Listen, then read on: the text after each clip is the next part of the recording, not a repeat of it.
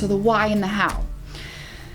Why we do it is really for the same exact reason. It speaks the gospel into these kids' lives. And it's one of the greatest forms of discipleship for our young people.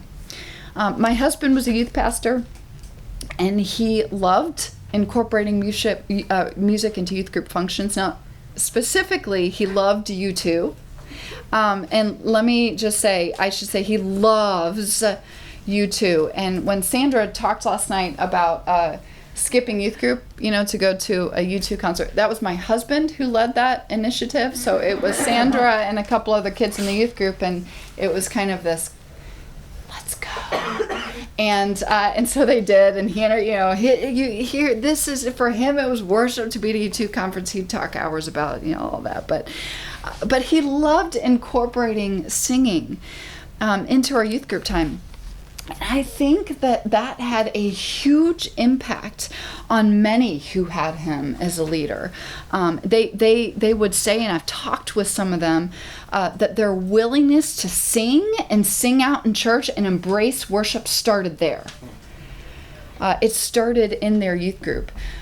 You have an incredible opportunity to disciple these kids by showing them how beautiful and how intimate and how refreshing it can be to worship Jesus, especially when done sincerely. It allows them to experience Jesus in a unique way, and by doing that, allows them to know him even better.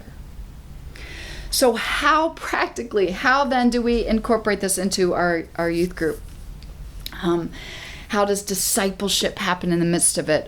First of all, discipleship happens, practically speaking, when you simply bring it into your regular youth group meetings.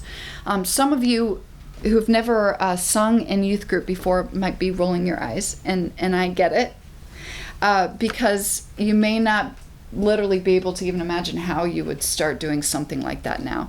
Our church is only about 200, so our youth group is fairly small. So I have seen how that can be a struggle. I'll speak to that in just a minute.